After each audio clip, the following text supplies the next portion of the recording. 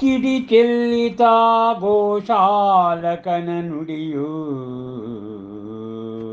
ಭಾವಿಸುವೆರೆಂತು ನೀವು ನಿಮ್ಮನ್ನು ನಿರ್ಗ್ರಂಥರೆಂಧ್ವಾ ಹೊಂದಿಯೋ ಇಷ್ಟೆಲ್ಲ ಪರಿಗ್ರಹಗಳನ್ನು ಪರಸ್ಪರ ವಿರೋಧಗಳಾಗಿ ಹವಿ ಪರಿಗ್ರಹತ್ವ ಮತ್ಥಾ ನಿರ್ಗ್ರಂಥತ್ವಗಳು ಕಪ್ಪು ಬಿಳುಪು ಅಂತೆಯೇ ಹಗಲು ರಾತ್ರಿಗಳಳು ಸೋಗು ಹಾಕಿದಿರಿ ನೀವಿಂತ ಜೀವನವನು ನಡೆಸಲು ಇಂತಿರಲು ನಿಜದಲ್ಲಿ ನಿರ್ಗ್ರಂಥರಾಗಿ ಹರೆಮ್ಮ ಮಹಾವೀರ ಗುರುವ ಇಲ್ಲವರ ಬಳಿ ಯಾವುದೇ ಪಾತ್ರೆ ಮತ್ತಾವುದೇ ವಸ್ತ್ರವು ಇಹವರು ಆದರ್ಶ ತ್ಯಾಗಿಯಾಗಿ ತಪೋಮೂರ್ತಿಯಾಗಿ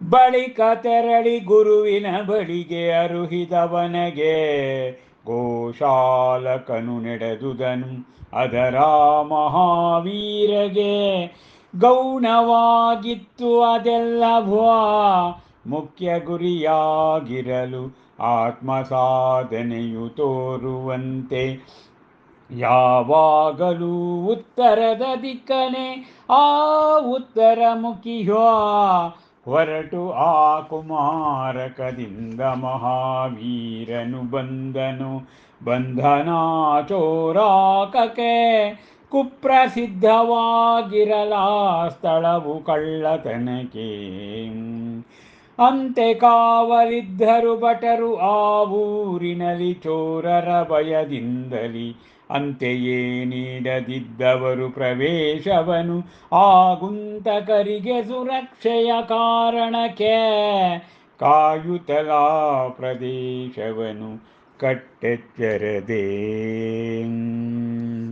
ಹಾ ಮಹಾವೀರ ಮಹಾದರ್ಶನವನ್ನು ಬರೆದಂಥ ಆ ಮಹಾಕವಿ ಡಾಕ್ಟರ್ ರತಾರಾಜಶೇಖರ್ ಅವರು ಶ್ರೀ ಕೇವಲ ಜ್ಞಾನ ಕವ್ಯಾನ ಸಂಪುಟದ 9ನೇ ಸಂಪುಟ ಇದ್ದನವನು ಸವರಿದಂತೆ ಗಾಳಿಯ ಸೆಳೆಗೆ ಗಂಧವನು ಎಂಬ ಕಾವ್ಯ ಭಾಗದಲ್ಲಿ ಭಕ್ತಿರಸದಿಂದ ಮನೋಜ್ಞವಾಗಿ ಚಿತ್ರಿಸಿದ್ದಾರೆ. ಗೋಶಾಲಕ ಹೇಳ್ತಾ ಇದ್ದಾನೆ ಅವರಿಗೆ, ನೀವೆಂತ ನಿರ್ಗ್ರಂಥರು, ನೀವೆಲ್ಲ ಪರಿಗ್ರಹಗಳಿಗೆ ದಾಸರು ನೀವು. ನೋಡಿ, ನಿರ್ಗ್ರಂಥ ತತ್ವಗಳು ಅದೊಂದು ಬ್ಲ್ಯಾಕ್ ಆ್ಯಂಡ್ ವೈಟ್ ಇದ್ದ ಹಾಗೆ.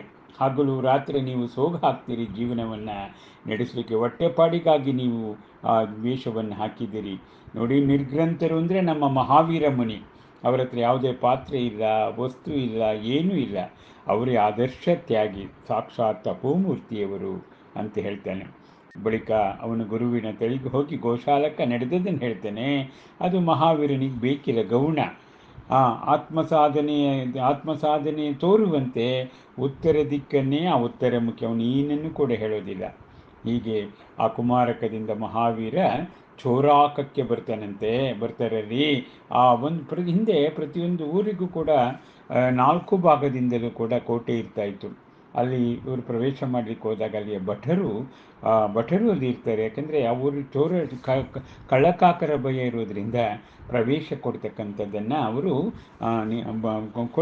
ಪ್ರವೇಶ ಕೊಡಲಿಕ್ಕೆ ಯಾರು ಇವರು ಅಂತೇಳಿ ಎಲ್ಲರನ್ನು ಕೂಡ ತಿಳ್ಕೊಳ್ತಕ್ಕಂಥ ಪ್ರಯತ್ನ ಅದು ಅಷ್ಟೇ. ಈ ದಿಸೆಯಲ್ಲಿ ಮಹಾವೀರ ಮುನಿ ಚೋರಾಕಕ್ಕೆ ಬಂದಂಥ ಪ್ರಸಂಗವನ್ನು ಮಹಾಕವಿ ಡಾಕ್ಟರ್ ತಾರಾಶೇಖರ್ ಅವರಿಗೆ ಸಾದರಪಡಿಸಿದ್ದಾರೆ. ನಮಸ್ಕಾರ.